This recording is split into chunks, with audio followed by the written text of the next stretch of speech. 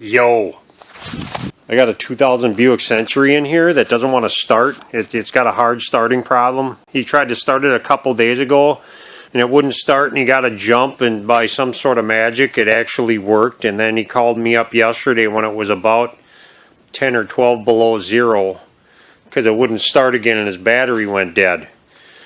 So I'm gonna go through some stuff here and give you some advice and some things to look at if you got a cold start problem. When it's warm, it's fine. So it's obviously because of the cold.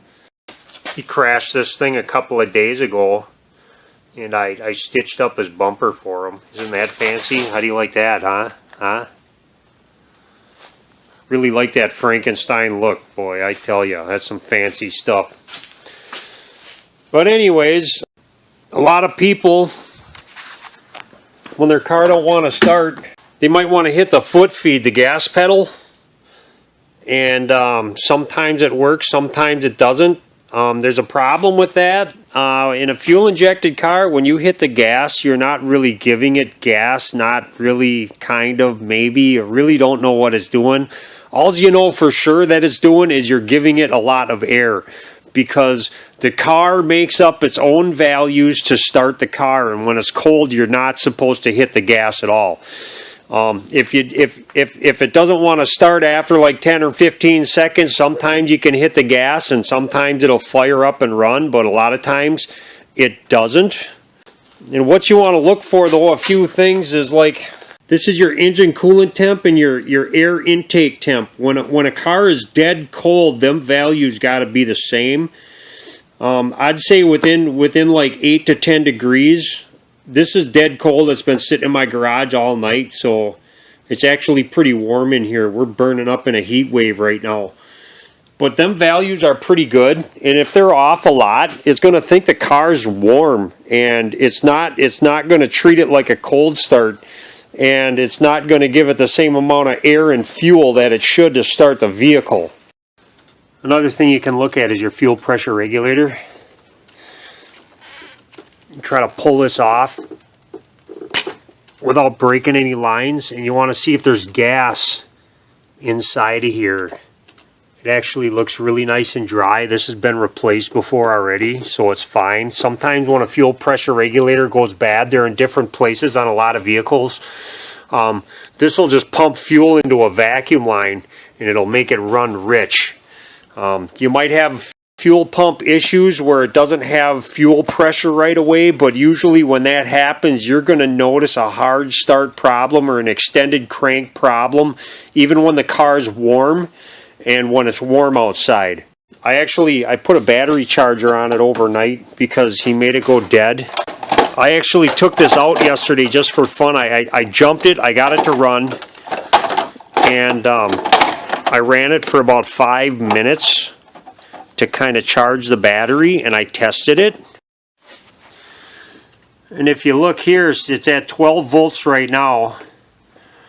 It's been on the charger all night. Oh, I got the lights on. I got to turn the key off. Okay, there we go. It's a little over 12. I might have used a little power because I had the lights on for a while. But then I hit this switch down here, and it turns this thing into a toaster. I can give it about a 10-second count. And it's reading over 800 cold cranking amps. About 800, so that's good. See, I got toast right now and it's smoking like crazy. Kind of cool thing. I actually brought this to a parts store yesterday without having them charge it, and I said, don't bother charging it, just test it right away. I want to see what your tester says. And it said the thing was bad. So I'm not believing it. Anyways, this guy cranked it over for about 5 minutes until the car went dead. And basically what he did was he flooded out the car. So a lot of times when you flood out the car, like I say, you could hit the throttle, go full throttle, and it brings enough air into it to where it might start firing and get all the fuel that's out of it. Some people have cranked their cars over for hours, and then when you try to do that, I've actually seen it blow up mufflers. And yeah, you'll hear it like sputter and kind of pop in the exhaust because there's a bunch of fuel in the exhaust making its way out. Because the flame front burns too slow because there's too much fuel in there, so it's burning on the way out into the exhaust. But what I like to do with these when they don't want to start and you have a problem like that is I just go into the fuse box. This is an easy one to do on this car. Some cars are set up different. Some fuel delivery systems are attached to a computer or attached to other systems, so you can't just pull a fuel pump fuse and crank it over to dry it out to have it work. But this one has got a fuel pump fuse in it, which is really nice and smart for the manufacturer to do. If you look, it's number 35. It says fuel pump 15 amp. So then you look at it this way. That's your 15 amp fuse, and what I did was I pulled that out while I was jumping it to get fuel, and I held it wide open throttle, and I just cranked it and cranked it and cranked it, and you'll hear it sputter, and you'll hear it start to burn fuel, and sometimes it actually totally runs and then it dies. And when it runs and dies, that's good. That means that you totally burned out all the fuel in the engine, and then you can plug your fuel pump fuse back in and try to restart it and run it. Now this thing still sputtered a lot. I didn't hear it run and die, which is an indication that there's probably something else wrong with it. But I did dry it out, and I did get it to run that way, and it's a really neat, amazing trick that everyone should know if they live in really cold areas. So sometimes, like I say, sometimes you can't unplug a fuse or a fuel pump relay because the ignition system or the computer's attached to it.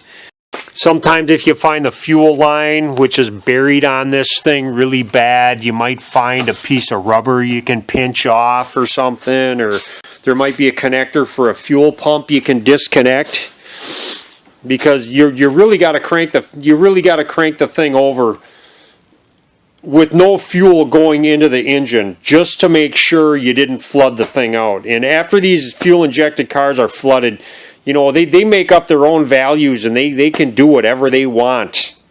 So they're kind of difficult to figure out. So after I got it running, though, I had them bring it here because I wanted to figure it out. And this thing has 130,000 mile factory spark plugs on it. There's the factory spark plug. It's got 130,000 miles on it. I took this out of number one. I actually replaced a coil on this thing too because it had a number one misfire. So this could have a lot of reasons why this is the problem. The porcelain's all dark. It's iridium plug. The electrode's all wore out. It's got 80,000 scap. It should have about a 60, I think. So there's 20,000 so wear or more on this plug. I'm going to do a tune-up to this. I'm going to put new plugs and wires in it. He shouldn't have a problem with cold starts after this because I looked at all the important stuff, and I think it's going to be fine. I hope this helps somebody out there. Anyways, okay, bye.